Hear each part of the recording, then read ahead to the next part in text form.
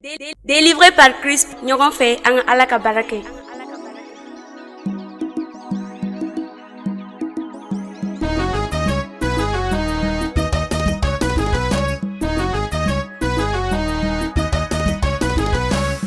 Ala denye matigi Yesu kisi banyuma ne ben kalifaima. Ala denye matigi Yesu kisi banyuma ne ben kalifaima.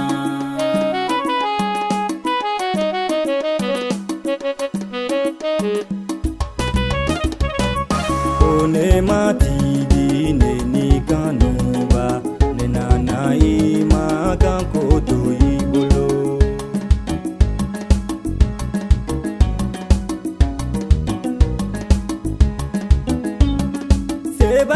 Sebayatigi na masa palato na ni ba ne benko to ibolo. Ala dinge matigi Yesu kisi banyuma ne ben kalifaima. Idi mana ferige alidi mana nyagami ne te nasira fio ibene nye Yesu.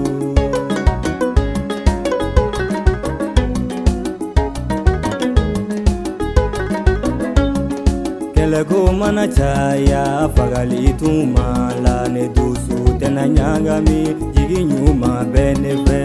Ala dinge matigi Yesu kisi banyuma ne ben kalifaima. Bana jugu tumala lisaya tumala arabana isa ne jigi kelebe.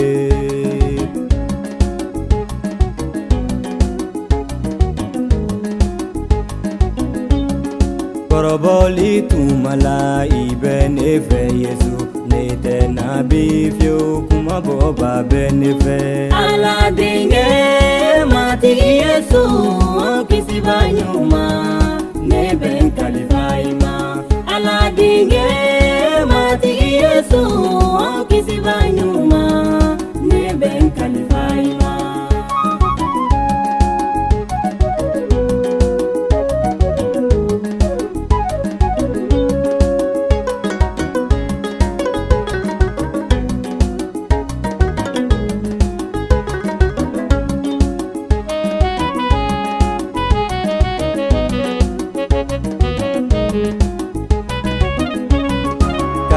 Kodoa barakodoa ne kisi ba Yesu ne na okodo ibolo.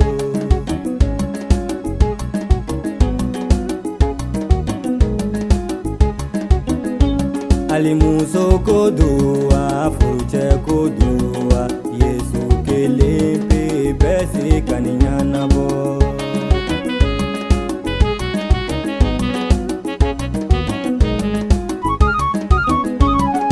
Yatimo jigi chotano jigi sangolo baba ne nanseme ilade.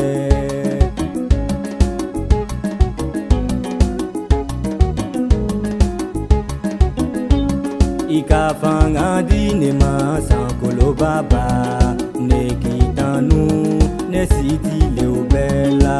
Ala dinge matigi Yesu kisi banyuma ne ben kalifaima.